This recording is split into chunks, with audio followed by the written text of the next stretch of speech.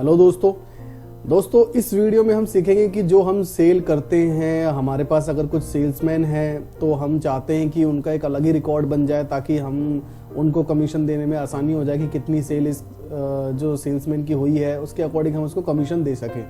तो चलिए, सबसे पहले हमें क्या करना होता है, आपकी किसी भी तरह की कंपनी मार्ग में अगर बनी है तो छोटी सी एक सेटिंग आपको करनी है। आपको मास्टर में जाना है।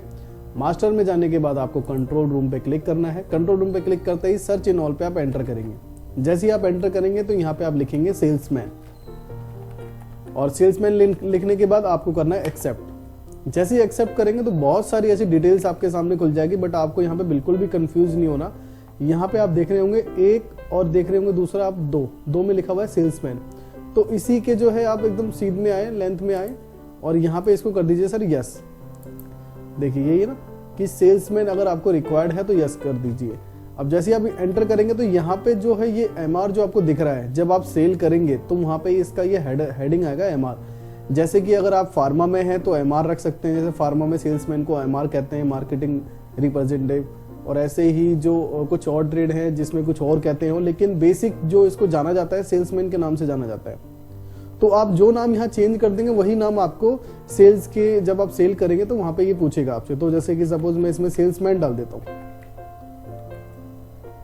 इसमें इतने ही कैरेक्टर आएंगे। तो आप इसको ऐसे सेट कर लें कि आपको समझ में आ जाए कि जो चीज आप करना चाह रहे हैं ये वही है।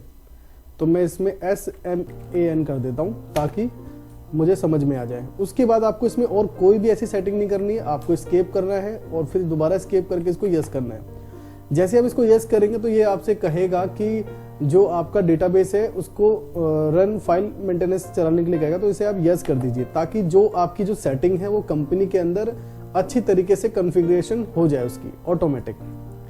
ठीक है, तो जैसे ये आपने यस किया, अब ये कंप्लीटली आ गया। अब जैसे ही मैं सेल करता हूँ, सपोज मैं होलसेल कर रहा हूँ और मैंने यहाँ पे एंटर किया और डेट डाल दी सेल्स की, और सपोज मुझे कैश में ही सेल करना है, तो देखिए अब यहाँ पे आपको दिख रहा है, ये आप जो पोर्शन देख रहे हैं SMAN, यानी कि ये आपका सेल्समैन है।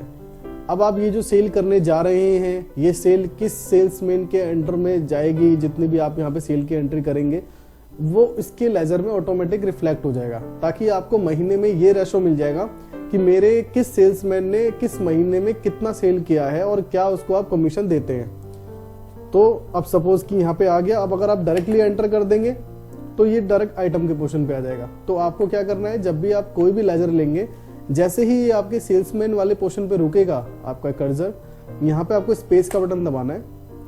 और स्पेस का बटन दबाने के बाद आप देख रहे हैं यहाँ पे कोई भी आपका सेल्समैन अभी क्रिएट नहीं हुआ है।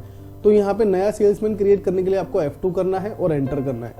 अब सपोज कि आपका जो सेल्समैन है वो राम है, आपने नाम डाल दिया और उसका सेल्समैन का एड्रेस वगैरह भी आप प्रॉपर डाल सकते हैं चाहें तो। ये बार बार किसी विंडो से रिलेटेड एरर आ रहा है, आप ये ना सोचें कि ये किसी सॉफ्टवेयर से रिलेटेड एरर है। तो मैं इसको काट देता हूँ। तो राम डाल दिया, ऐसे ही इसका पूरा एड्रेस डाल सकते हैं। इसका मोबाइल नंबर आपको जरूर डालना है, जो भी इसका मोबाइल नंबर है। उसके बाद आप इसको सेव कर दीजिए, एंटर करके सेव कर दीजिए। अब ये जैसे ही आप सेव करेंगे लास्ट पोर्शन पे आके, तो ये पूछेगा कि जितनी भी तरह की पार्टियां हैं, जैसे आप लेजर बनाएंगे तो वहां पे एक ऑप्शन पूछता है एंड में आके, और मैं अभी आपको दिखाऊंगा अभी प्रैक्टिकली।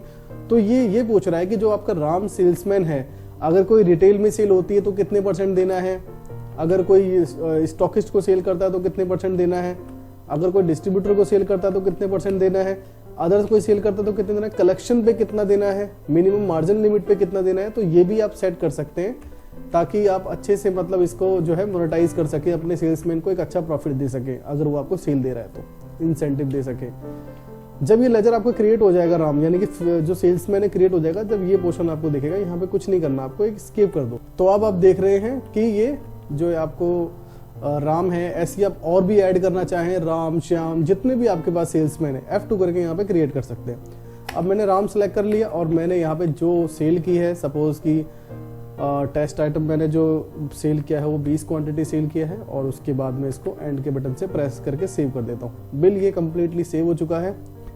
अगर आप ये चाहते हैं कि मेरे बिल पे उस सेल्समैन का नाम भी आए कि ये बिल जो है इस सेल्समैन के द्वारा गई है, जो ये सेल गई है, तो ये भी आप कर सकते हैं। इसके लिए आपको क्या है, जिनसे भी आपने सॉफ्टवेयर लिया है उनको आप कांटेक्ट करके ये चीज़ इसमें डलवा सकते हैं, क्योंकि इसके लिए जो है बिल फॉर्मेटिंग करना पड़ता है।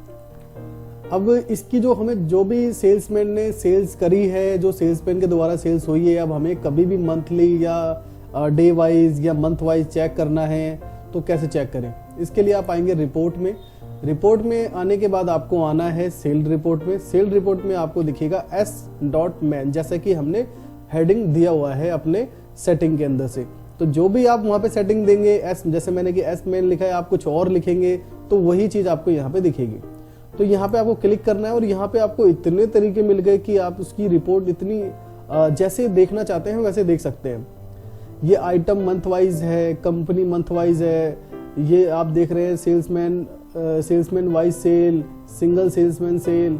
तो ये सारी की सारी चीज़ है। जैसे कि आप देखना चाहते हैं सिंगल सेल्समैन की सेल देखना चाहते हैं तो आप इस पर क्लिक करेंगे और उसके बाद यहाँ पे आप डेट बता देंगे, मंथ बता देंगे कब से कब तक आपको देखना है।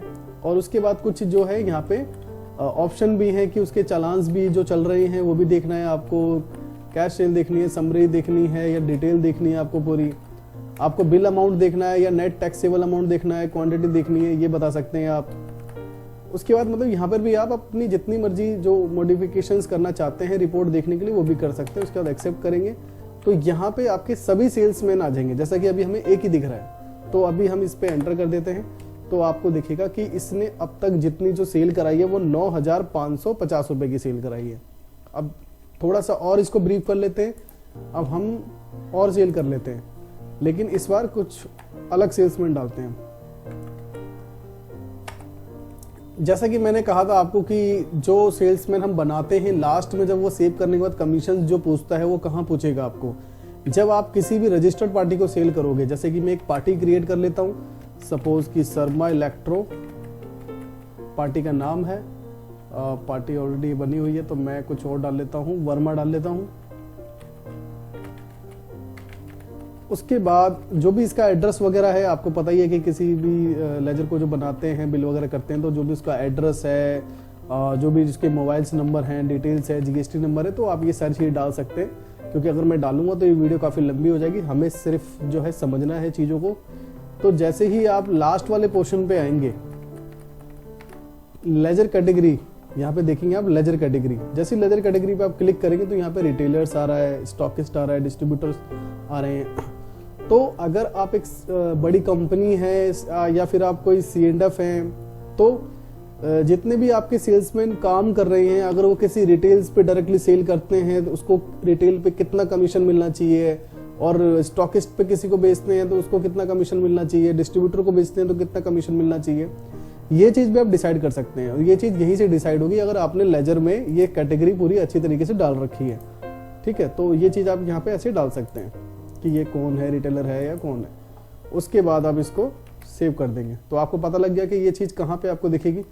तो अब मैं यहाँ पे आ गया और स्पेस का बटन दबाना है आपको जैसे ही सेल्समैन वाले पोर्शन पे आए। तो अब मेरा कोई दूसरा सेल्समैन भी तो मैंने बनाने के लिए F2 करना है और उसके बाद आपको एंटर करना है और दूसरा सेल्समैन बनाना है श्याम वर्मा, और उसके बाद इसकी भी सारी डिटेल डाल देनी जो भी डिटेल इसकी होगी। और मोबाइल नंबर मस्ट है, मोबाइल नंबर डालना बहुत ज़रूरी है इसमें। अगर नहीं डालेंगे तो जब आप सेल करेंगे तो वहाँ पे ये फिर पूछेगा, बिना मोबाइल नंबर के आपका जो सेल्समैन है वो रजिस्टर नहीं होने देगा। ठीक है, तो अब यहाँ पे वही पोर्शन पूछ रहा है कि स्टॉकिस्ट पे कितना देना है इसको। अगर ये स्टॉकिस्ट से सेल लेके आता है, रिटेलर पे लेके आता है तो कितना देना है, कलेक्शन पे कितना देना, तो ये सारी चीज़ आप डिसाइड कर सकते हैं, रिपोर्ट देख सकते हैं इसकी प्रॉपरली। तो अब आप देख रहे होंगे पहले एक ही सेल्समैन था, अब हमारे 2 सेल्समैन हो चुके हैं। अब सपोज कि हम श्याम वर्मा को यहाँ पे सेल दे रहे हैं 4 क्वांटिटी और यहाँ पे रेट हम थोड़ा ज़्यादा डाल देते हैं।